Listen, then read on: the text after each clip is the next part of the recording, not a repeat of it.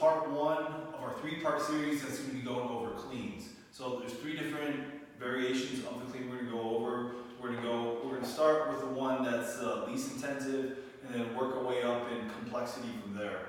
So with all these cleans, two things to remember. The first is going to be keep it as simple as you can. There's a lot of things that are going on at the same time.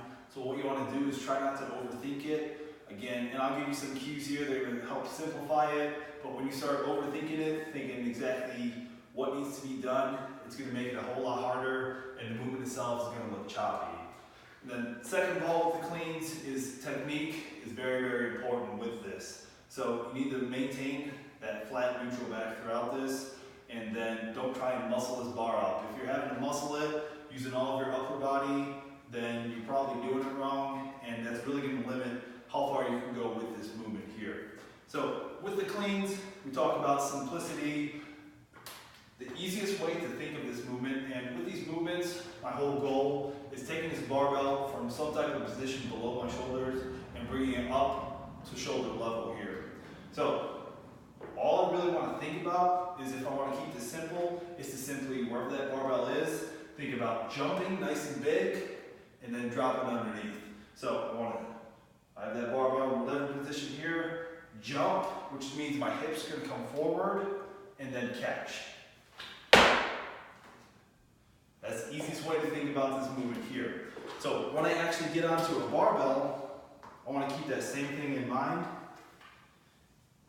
And with the hang clean we're going to be going over today, that barbell is going to start about mid-thigh. Notice that those hands are outside of my legs, and if I brought that barbell up, they would also be right outside of my shoulders. So, same start position here. Again, notice that those hips come back. I want to use that distance between that barbell and my hips to drive those hips forward. That's where all that momentum is going to come from. My arms are simply going to be kind of tracing this barbell as I come up. They shouldn't be doing a whole lot of work in this movement here. So, to show you from the side, again, drive those hips back. Back is nice and flat, jump up, and then catch underneath. Now you notice that as I come up, those hands, or those elbows, rotate underneath that barbell. That barbell makes contact with my shoulders, and I catch back on those 2 or 3 fingers, keeping those elbows high, and of course that's keeping all of that tension off of that inside of the wrist. So again, with the hang clean, just think about jumping up. So barbell starts mid-thigh, jump up, push those elbows underneath, and catch.